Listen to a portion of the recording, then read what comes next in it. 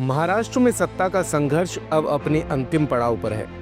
20 नवंबर को मतदान के बाद 23 नवंबर को वोटों की गिनती के साथ परिणाम बता देंगे कि किसकी सरकार बन रही है। लेकिन इस बीच महाराष्ट्र में चुनाव प्रचार खत्म होने से पहले तक जो जुबानी जंग नेताओं में देखी गई थी, उसने भाषाई मर्यादा को तार तार कर दिया।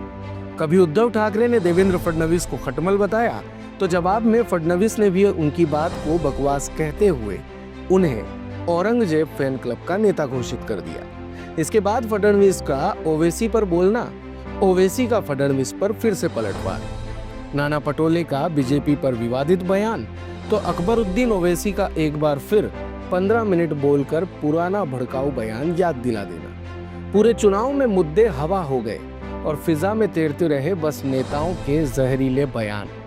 इस बीच मंगलवार को बीजेपी महासचिव विनोद तावड़े पर वोट के बदले पैसे बांटने का गंभीर आरोप लगा।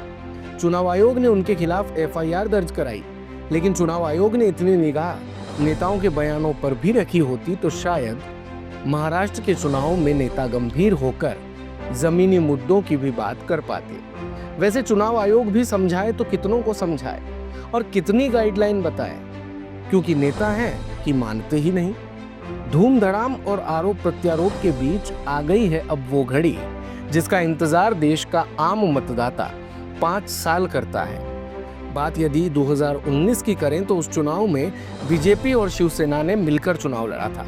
चुनाव बाद सीएम पद को लेकर दोनों में गठबंधन टूट गया और उद्धव ठाकरे ने कांग्रेस और एनसीपी के साथ मिलकर सरकार बनाई।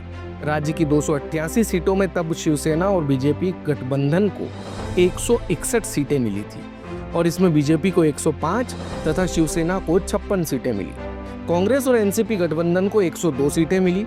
इसमें Congress 44, NCP 54, SP 2, CPM 1, SWP 1 seat पर थी और अन्य पार्टियों को राज्य में 25 सीटें मिली थी। लेकिन तब की बात अलग है। तब शिवसेना और बीजेपी साथ में थी। नहीं, शिंदे वाली शिवसेना नहीं, उद्धव वाली शिवसेना। अरे नहीं, मशाल वाली शिवसेना नहीं, धनुष और तीर वाली शिवसेना।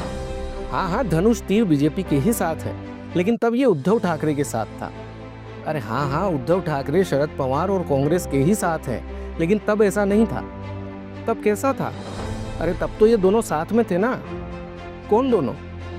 अब ये तो बच्चे बच्चे को पता है भाई। इसीलिए तो महाराष्ट्र के चुनाव में ये जनता की अस्मिता से जुड़े मुद्दों को छोड़कर खुद की पार्टी और चिन्ह को बचाने में लगे हुए हैं।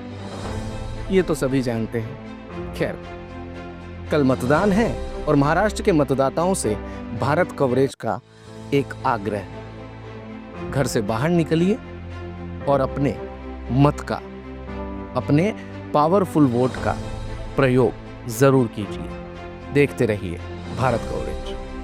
दिन भर की सारी अपडेट्स के लिए सब्सक्राइब करें भारत कवरेज को और हाँ, बेल आइकन दबाना ना भूलें ताकि आप रहे अपडेटेड हमेशा।